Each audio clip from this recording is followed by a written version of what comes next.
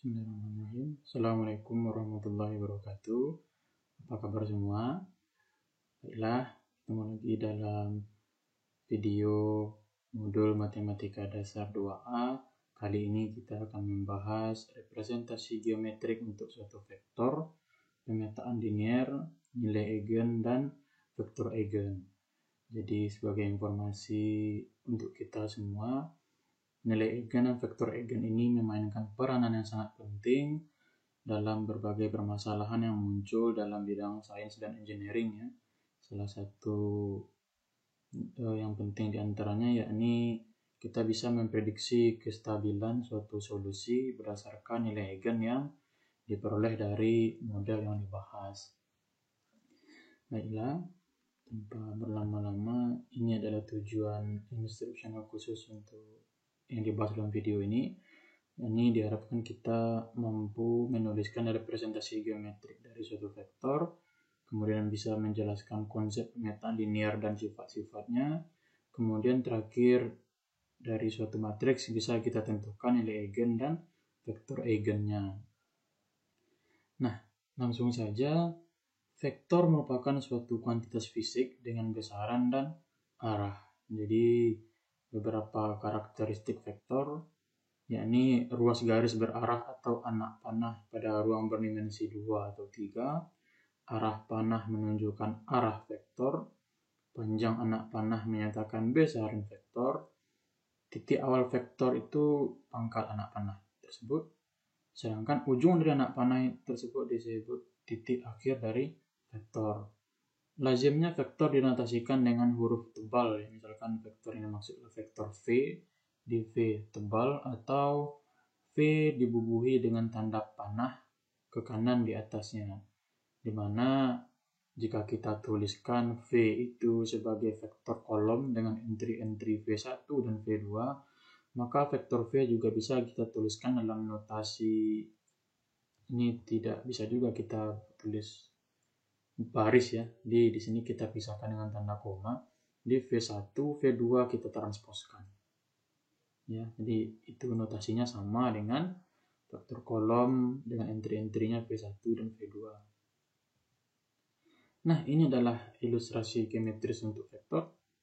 Dikatakanlah kita punya vektor 3,4, jadi pada bidang X1, X2, X1-nya 3, X2-nya 4, maka yang garis biru ini adalah vektor 3,4. Ini gampang ya. 3x1, 4x4-nya, kemudian 3x1-nya, kemudian 4x2-nya, tentu panjang sisi miring yang dibuat oleh vektor ini kan tentu memenuhi persamaan Pythagoras ya. Di akar dari 3 kuadrat tambah 4 kuadrat itu akan sama dengan 5. Adapun untuk representasi ini, jadi ini vektornya 3,4. Nah, ini vektornya ditarik dari titik 0,0 dan berakhir di 3,4. Sebagai ilustrasi, antara vektor dengan sumbu X1 ada sudut alfa gitu ya. Nah, jadinya X1 adalah R cos alfa dan X2-nya R sin alfa. Nanti lebih lanjut akan dibahas tentang representasi ini. Vektor dengan titik awal tidak di 0 juga bisa kita representasikan nanti dengan suatu vektor lain yang bisa ditarik dari titik 0,0 seperti sebelumnya. Misalkan titik awal suatu vektor itu tidak di 0,0, titik akhirnya di B1, B2. Maka X dengan besaran dan arah yang sama dengan vektor tersebut diberikan oleh di X, X1, X2 itu akan sama dengan B1 dikurangi A1, entry keduanya B2 dikurangi A2. Sebagai ilustrasi, misalkan titik awal yang dimaksud adalah min 1,2, titik akhirnya adalah 1,3, maka tentukanlah vektor dengan representasi yang sama yang bisa dibentuk oleh vektor min 1,2 dan 1,3, di mana vektor tersebut nanti juga mempunyai kualitas yang sama jika ditarik dari titik awal 0,0. Maka dalam hal ini sesuai dengan formulasi sebelumnya, titik ujungnya lihat 1,3 ya. Titik pangkal min 1,2 kita kurangkan. 1 dikurangi min 1,3 dikurangi 2. Dalam hal ini, vektor ini maksud adalah vektor 2,1. Perhatikan dia mempunyai kualitas yang sama ya dalam hal panjang gitu ya. Lebih lanjut, nah di sini baru disinggung panjang dan arah dari vektor. Jadi kualitas yang sama dimaksud sebelumnya itu panjangnya sama dan arahnya juga sama. Misalkan X di sini vektor berdimensi 2, unsur-unsurnya X1 dan X2, panjang vektor X itu lazimnya dinotasikan X yang diapit oleh garis 2 ya, garis tegak 2 buah. Ini dibaca modulus atau norm dalam aljabar dan geometri. Maka norm dari X itu diberikan oleh akar dari penjumlahan kuadrat masing-masing entry-nya.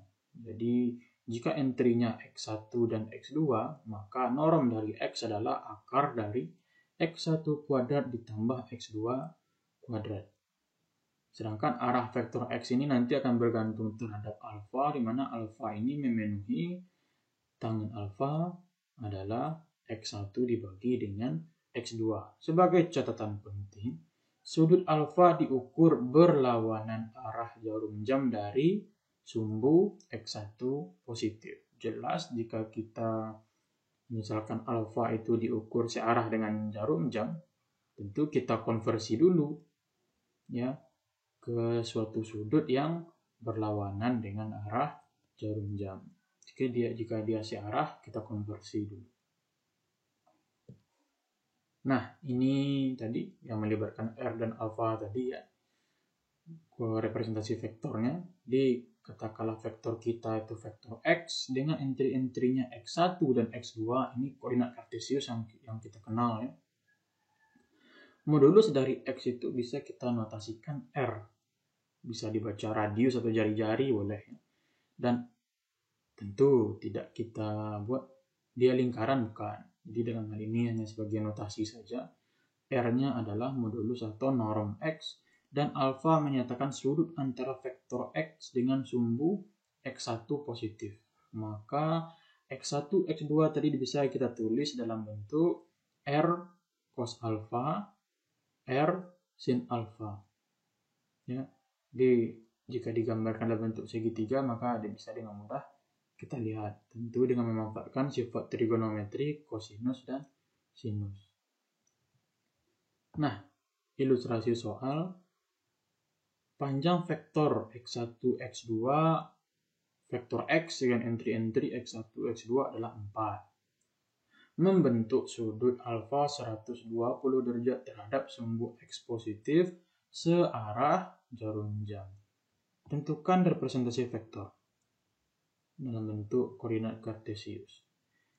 Kata kunci di sini adalah panjangnya 4, sudut alfanya 120 derajat namun terlihat masih searah jarum jam. Sesuai pembahasan sebelumnya, kita konversi dulu ke suatu sudut yang memenuhi, yakni sudut yang berlawanan arah dengan jarum jam. Di sini R-nya ya, modulusnya 4, panjangnya 4, R-nya 4, sudut 120 derajat kita konversi dulu, itu setara dengan sudut 240 derajat berlawanan arah jarum jam. Jadi diperoleh koordinat kartesius untuk permasalahan kali ini. X1 kan tadi rumusnya R dikali cos alfa ya. X2 R dikali sin alfa. Jadi kita selesaikan, kita manfaatkan sifat trigonometri ya. Jadi hati-hati, kosinus 240 derajat itu minus setengah, sinus 240 derajat itu min 1/2 akar 3. Ini setara dengan sudut 60 derajat di kuadran pertama, namun sudut 240 derajat ini berada di kuadran berapa ya? Ketiga kalau nggak salah. Dan di kuadran ketiga itu sinus dan kosinus semuanya bernilai negatif. Silahkan dilihat-lihat lagi. Adapun koordinat kartesius yang dimaksud dalam soal ini adalah min 2, min 2 akar 3. Nah, kita masuk ke pemetaan linear. Terlebih dahulu, apa itu pemetaan atau fungsi? Jadi fungsi itu kita punya dua buah himpunan sembarang ya, boleh sama, boleh tidak. Fungsi f itu suatu aturan pengaitan. Jadi setiap unsur di A kecil yang ada di A semuanya, seluruhnya, dengan tepat dikaitkan dengan satu unsur di B. Di ada B kecil ya, di B besar itu di himpunan B, sedemikian sehingga FA sama dengan B. Dalam hal ini A besar disebut domain atau daerah asal fungsi, B disebut kodomain. Ya. Lanjut pemetaan linear. Yang tadi kita membahas pemetaan. Sekarang apa itu pemetaan linear? Misalkan fungsi itu sekarang dari daerah asalnya, domainnya adalah Rn ya, di vektor Rn, himpunan vektor Rn, dipetakan ke himpunan vektor Rn juga. Pemetaan F dikatakan pemetaan linear. Ya, F dikatakan linear jika untuk setiap X dan Y di Rn dan kemudian suatu skalar K, jadi skalar itu bisa bilangan real ya, berlaku fx tambah y, f dari x tambah y itu akan sama dengan fx ditambah fy.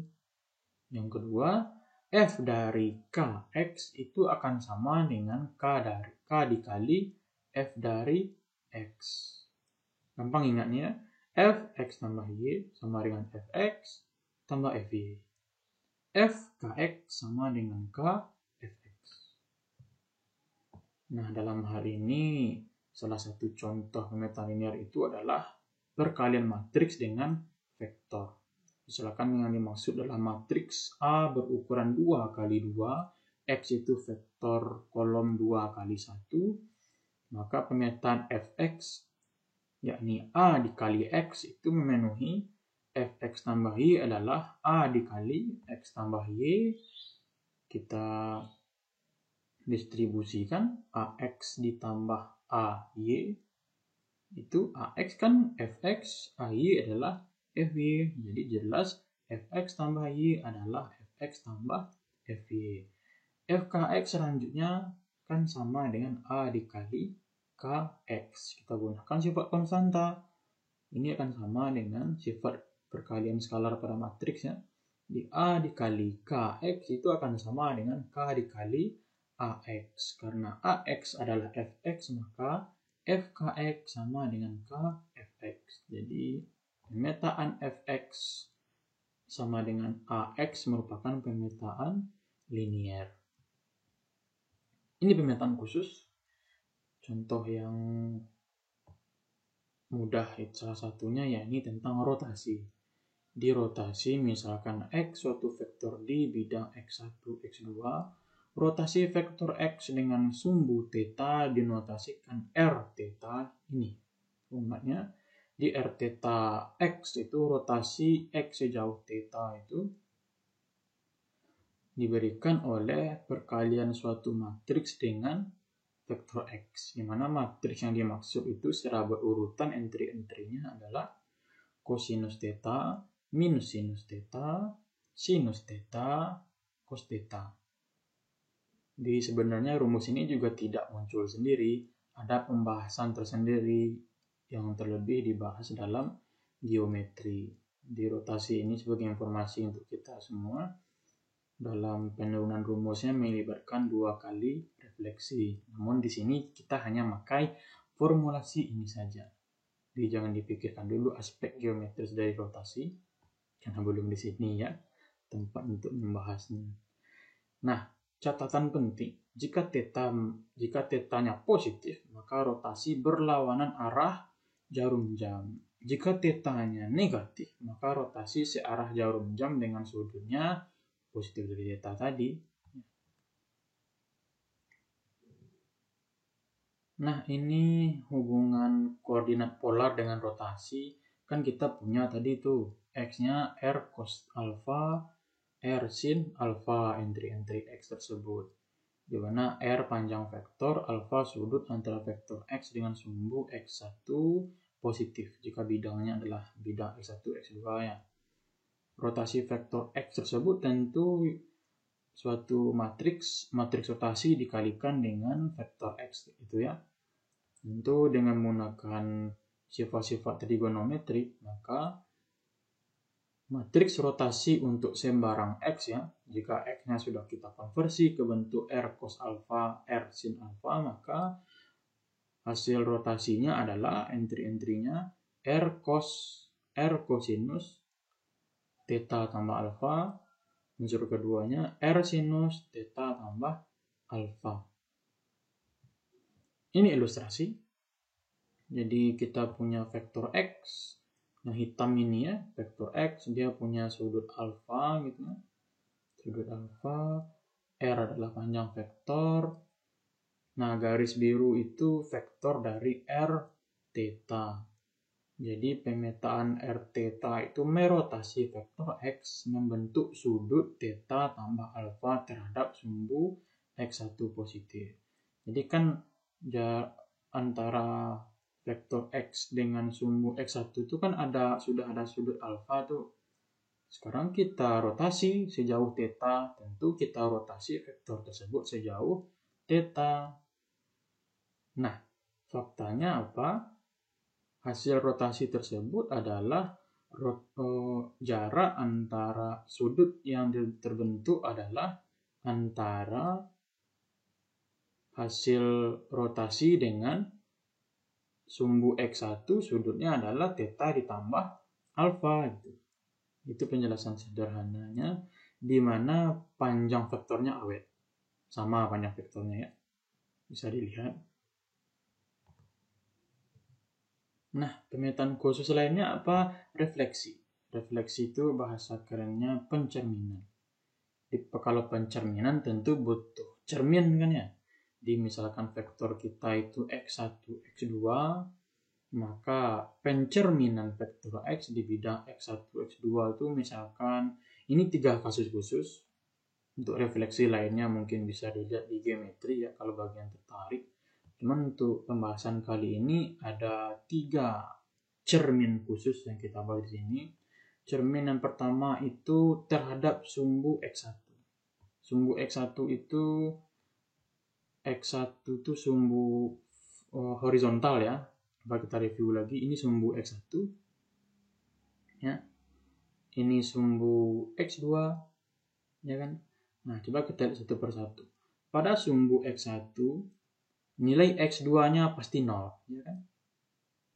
Pada sumbu X2 nilai X1-nya pasti 0 ya kan. Nah, refleksi terhadap sumbu X1 itu ya, jadi dia mengawetkan nilai X1. Jadi jika X1 X2 dicerminkan terhadap sumbu X1, ini harusnya kita bedakan lagi nama vektornya ya, tapi semoga tidak terganggu. Di vektor dengan entry-entry X1 dan X2 dicerminkan terhadap sumbu horizontal tadi, maka hasilnya adalah X1 minus X2. Ya, matriksnya ini. Matriks yang dimaksud itu adalah 1, 0, 0, minus 1. Terhadap sumbu X2 bagaimana? Terhadap sumbu X2 yang vertikal, yang awet itu X2. X2-nya tetap X2, di hasil refleksinya X1-nya jadi minus X1. Ini matriksnya. Min 1, 0, 0, 1. Sedangkan refleksi X terhadap garis X1 sama dengan X2, jadi X1 sama dengan X2 tentu mudah kita gambarkan ya. Diambil aja titik 0,0 di sini, terus titik 1,1 di sini. Tarik kedua garis di antara kedua titik itu, itulah garis X1 sama dengan X2 ya. Tentu ya pencerminannya itu berdasarkan garis ini. Adapun matriks yang dimaksud adalah 0, 1, 1, 0 dikali vektor X1, X2 hasilnya adalah X2, X1. Perhatikan di sini. Nanti hasilnya apa? X1 akan sama dengan X2, X2 akan sama dengan X1. Berkebalikan ya, X1-nya X2 nanti, X2-nya nanti jadi X1. Agak pusing kalau kita tidak punya ilustrasi gitu ya. Ini ilustrasinya, X1 tetap jadi X1 jika terhadap sumbu X1 ya. X2-nya jadi minus X2. Ya kan? Ini terhadap sumbu X2. X1-nya jadi minus X1. X2-nya tetap jadi X2. Refleksi terhadap sumbu X2. Refleksi terhadap garis X1 sama dengan X2 diberikan oleh gambar berikut. Jadi X1 jadi X2, X2 jadi X1. Nah, ini untuk pemetaan linear yang tadi. Ini udah kita buktikan tadi ya. Fx tambah Y, Ax ditambah Ax, Fx sama dengan Ax itu adalah pemetaan linear. Ini review saja. Nah, ini pembahasan kita jadi sudah selesai untuk pencerminan dan rotasi ya. Sekarang kita masuk ke nilai eigen dan vektor eigen. Misalkan A suatu matriks bujur sangkar, jadi dia harus bujur sangkar matriksnya. Vektor tak nol, jadi X itu tidak boleh nol, akan disebut sebagai vektor eigen dari A jika memenuhi matriks A dikali X sama dengan lambda dikali X untuk suatu skalar lambda atau suatu konstanta lambda. Konstanta lambda inilah yang disebut dengan nilai eigen dari matriks A, dan vektor X disebut vektor eigen yang berkorespondensi dengan nilai eigen lambda. Di sini kita lihat hal yang unik itu apa? Di ruas kiri ada perkalian matriks dengan vektor, di ruas kanan ada perkalian konstanta dengan vektor. Jadi di sini kita tidak menyebut sama. Oh, jadi apakah sama matriks A dengan skalar lambda? Oh, tidak bisa. Skalar itu kan konstanta gitu kan. Sedangkan matriks ini bisa berukuran 2 kali 2, 3 kali 3, 4 kali 4, terserah. Nah, disinilah properti yang unik itu didefinisikan, yakni dalam bentuk nilai eigen dan vektor eigen. Catatan penting bagi kita semua, X itu berupa vektor tak nol. Jadi X tidak boleh nol, sementara itu nilai eigen bisa bernilai nol. Gampang sekali, ini ilustrasinya. Jika nilai eigen itu antara 0 sampai 1 bisa dinilai di ilustrasi yang A ya.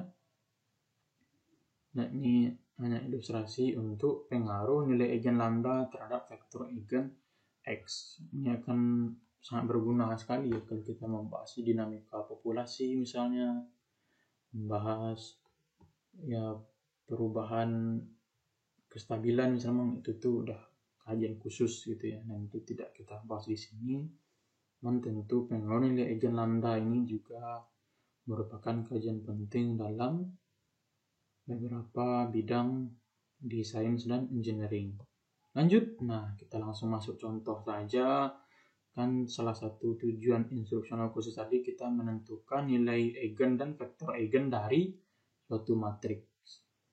Nah, di sini sebagai informasi, jika matriksnya 2 kali 2, maka diharapkan juga ada 2 nilai eigen. Diharapkan juga ada 2 vektor eigen, namun itu tidak mesti terjadi gitu. Nah, di sini bagaimana? Nah, di sini kita hanya menunjukkan contoh ya. Jadi kan matriks A-nya entry-entry-nya 3, 0, 8, dan min 1. Maka vektor 1,2 dan konstanta lambda sama dengan 3 itu adalah masing-masing vektor eigen dan nilai eigen untuk matriks A gitu. Buktinya ya cukup kita buktikan apakah benar enggak A dikali X sama dengan 3 dikali X, ternyata iya.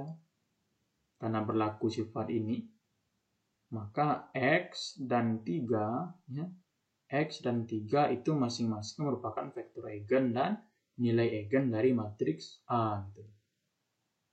Ini hanya ilustrasi untuk menunjukkan apakah benar. X itu vektor eigen, lambda itu nilai eigen. Ternyata benar. Nah, bagaimana cara kita menentukan nilai eigen dan vektor eigen dari matriks? Kalau tadi kan kita hanya menunjukkan saja. Diberikan nilai eigen, diberikan vektor eigen. Sekarang dari matriks kita tentukan nilai eigen dan vektor eigen. Yang pertama kali kita bahas adalah persamaan karakteristik. Misalkan A suatu matriks bujur sangkar, lambda suatu skalar, dan X vektor tak nol yang memenuhi persamaan 1.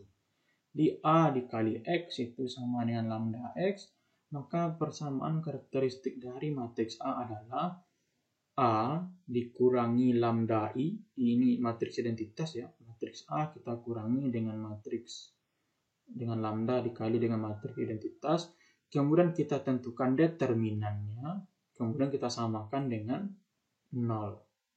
Penyelesaian dari persamaan ini nanti akan diperoleh seperti polinomial ya, persamaan pangkat, entah itu pangkat 2, pangkat 3 tergantung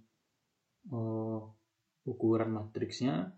Maka persamaan tersebut jika kita selesaikan, kita peroleh solusinya dalam lambda ya, maka itulah yang merupakan nilai eigen. Nah, ilustrasi, tentukan semua nilai eigen dari vektor eigen untuk matriksnya ini. Matriksnya 1, 2, 3, 2. Langkah pertama kita tentukan nilai eigen terlebih dahulu. Jadi A dikurang lambda I, jadi secara berurut ini langkah-langkahnya, diperoleh matriks ini, kemudian kita tentukan determinannya. Determinannya tentu 1 kurang lambda dikali 2 kurang lambda dikurangi dengan 2 kali 3. Ini dia. Di mana persamaan karakteristiknya ini? Lambda kuadrat dikurangi 3 lambda dikurangi 4 sama dengan 0. Ini adalah persamaan karakteristiknya. Ini adalah solusi persamaannya. Bisa kita gunakan rumus ABC ya, bagi yang masih ingat. Di lambda kuadrat dikurang 3 lambda dikurang 4 itu solusinya adalah lambdanya bisa minus 1, lambdanya bisa 4. Jadi ada dua nilai eigen yang berbeda. Misalkan minus 1 itu lambda 1 dan 4 itu lambda 2. Setelah kita peroleh nilai eigen, kita tentukan vektor eigen. Dibagi dua kasus. Kasus yang pertama untuk vektor eigennya minus 1, maka kan A dikali X sama dengan lambda dikali X tadi itu. Nah, sekarang kita misalkan vektor eigennya V1, V2. Nah, jadi gunakan sifat ini. A, V sama dengan lambda 1 dikali V. Maka kita peroleh sistem persamaan linear 2 variabel. Jadi dalam hal ini 2V1 tambah 2V2 sama dengan 0. Yang hasil di bawah pasti ngikut dengan di atas. 3V1 tambah 3V2 sama dengan 0. Ini kalau sama-sama kita bagi dengan 2 di persamaan pertama, dibagi dengan 3 di persamaan pertama, untuk kedua ruasnya kita peroleh V1 sama dengan minus V2. Dengan misalkan V2 sama dengan T, maka V1-nya adalah minus T. Ini dia kan, kita keluarkan T-nya, maka diperoleh suatu vektor T dikali minus 1, 1. Kita pilih aja minus 1 dengan 1 ini, karena T yang terserah gitu ya. Atau dengan kata lain kita buat T-nya 1. Maka V-nya adalah minus 1 dan 1. Ini adalah vektor eigen. Ya, untuk lambda 1-nya minus 1. Dengan cara yang serupa, ini lambda 2 ya. Untuk lambda 2 sama dengan 4, maka AV sama dengan lambda 2 dikali V. Kita peroleh ini SPLDV-nya. Sistem persamaan ini dua variabelnya adalah V1 sama dengan, ini hasilnya ya, V1 sama dengan 2/3 dikali V2. Ya, 2/3 dikali V2. Dengan memisalkan serupa dengan cara yang tadi, V2 dengan T, maka vektor eigennya adalah T dikali 2/3 dikali 1. Ya udah, pilih aja T-nya yang ini. 2/3, 1. Apakah ini aja sebagai informasi? Tidak. Jadi kalau kita buat T-nya 3 juga boleh. Jadi jika T-nya 3, maka vektor eigennya adalah 3 dikali 2 per 3, 2. 3 dikali 1, 3. Jadi vektor eigennya adalah 2,3. Boleh. Tidak ada larangan untuk pemilihan vektor eigen. Nah, ini ilustrasi nilai eigen dan vektor eigen dari A. Ya, ini sebagai ilustrasi saja. Ini nilainya tadi gitu ya. Baiklah, sekian untuk pembahasan kali ini. Jika ada tanggapan dan komentar silakan komen ya. Alhamdulillahirrahmanirrahim. Terima kasih atas perhatiannya. Saya tutup videonya di sini. Assalamualaikum warahmatullahi wabarakatuh.